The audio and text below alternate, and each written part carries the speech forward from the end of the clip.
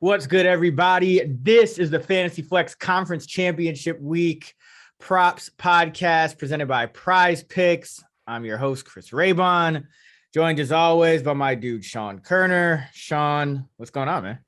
Let's go. Went 4-1 in these last week, 3-1 the week before, and 5-0 the week before. So let's keep this riding. How's it going with you?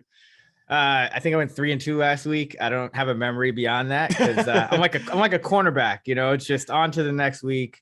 No matter how good or how bad you do. That's true. We're just reinvesting. We're just turning the bankroll over. Yes. And but no, we'll do 3 props on the show instead of 5, just because we don't want to go crazy for the, there's less games. But obviously that should still be quite the amount to make some entries here. So let's get to it. Where are you going with your first prop? Oh, and for everyone out there, we usually do 1 quarterback, 2 running back, 2 receiver. For this pod, we're just doing 3 of whatever, like no categories, because we don't want to kind of limit ourselves here. So let's get to it. Where are you going with your first one?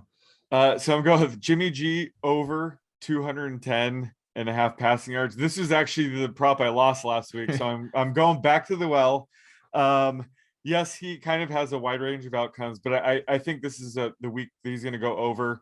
The Rams play a ton of zones, specifically, cover 3, 4, 6. And when you look at QBs against those coverages this season, Jimmy ranks near the top. And like every metric I was looking at, he ranks first in yards per attempt at 9.6, second in success rate. A lot of that has to do with the scheme, of course, but also, he gets the ball in the hands of yak players like Deebo, Kittle, even like Mitchell could have a big game receiving. So, this is just a spot where I like the matchup. We have talked about it. I like the Niners to win this week. So I think Jimmy G is going to go over 210.5. I'm projecting this closer to like 230, but we've seen he has a high ceiling capability here.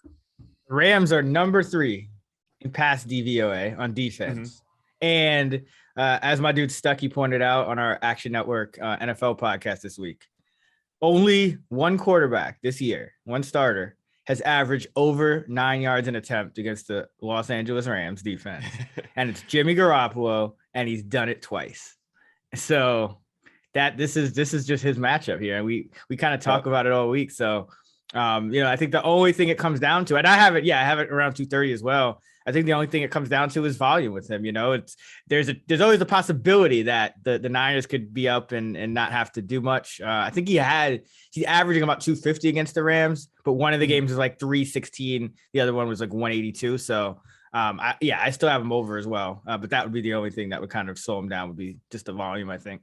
Yeah, the 182, they won by 21 points. So certainly, that was game script. Like you said, it comes down to volume, but he does perform well against schemes similar to the Rams. Yeah, and Kittle and Deebo, I believe, in the regular season led the league in yards per route versus zone at their respective positions. And the Rams play like zone at a 4-to-1 rate compared to man. That's just kind of what they do. So yeah, exactly. Great matchup.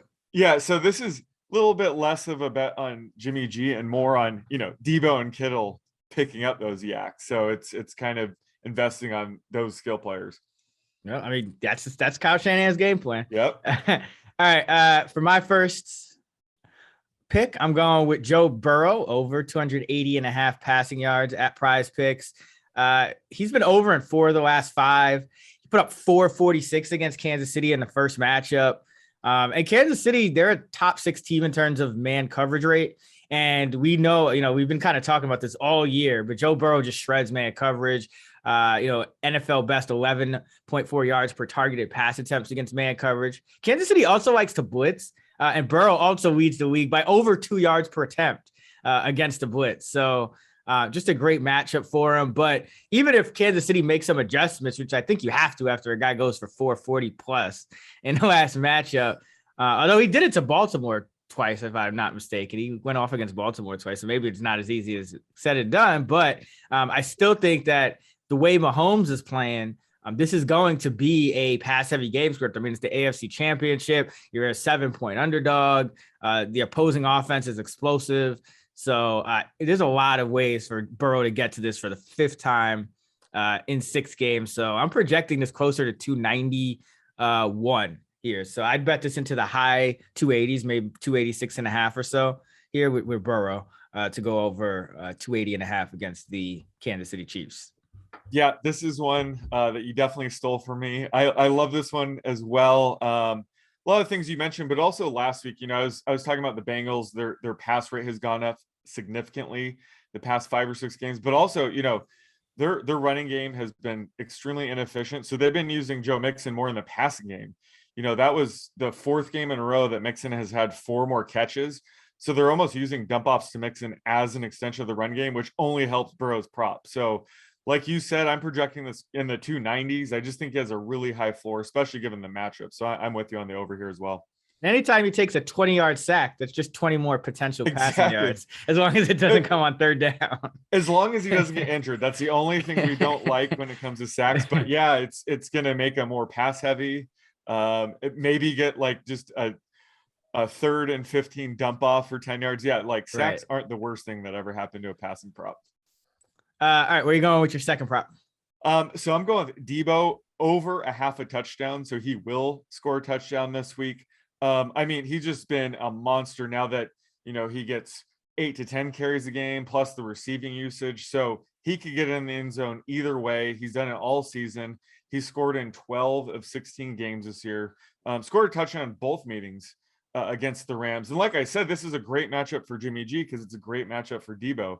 He's been shredding zone as a receiver all season. So this is a great spot for him. But also when they get near that goal line, he's probably going to be in the backfield on a couple of those plays. So just love his chances, especially a game like this, to go to the Super Bowl. They are going to feed Deebo. So love his over a half a touchdown here. Yeah, he scored in over half his games. It was closer to like 60. 12 and 16. So like, yeah, it's closer to like 75%. 75%. Yeah. No, I think it's 60. I think it's 66. I think it's 12 into 8. He's played 18 games now, right? If you count the playoffs. Oh yeah. So it's about 2/3. He scores 2 out of every 3. It's a pretty generous line that PrizePicks has floated us. Yes. All right. For my second prop, I'm going Van Jefferson over 28.5 receiving yards. And this number is just way too low. I wonder if it has something to do with the fact that he was a DNP in practice on Wednesday, or listed as a DNP. I believe it was like an estimation. But Sean McVay has said it's just kind of a rest situation for Jefferson. And the reason is because he played 95% of the routes last week. And his median for the season's 89%. So his underlying metrics are great. And his performance relative to this number is great. He's been over 28.5 in 14 out of 19 games. He's had 31 plus yards in 13 of 19, which is 68%. And he's had 41 plus in 12 of 19, which is 63%. So I think the books are weighting like the last couple of games way too heavily here, where his underlying usage is great. He only needs 1 catch to go over this. And the Rams will likely have to pass more against the San Francisco defense that's number 2 in the league in run DVOA. And, you look at Jefferson, and I think his averages should be in the mid 40s. So I mean, the fact that he's gone 41 plus in 12 of 19, I think this number is about 10 to 11 yards too low here. So I love this one, Van Jefferson over 28.5 receiving.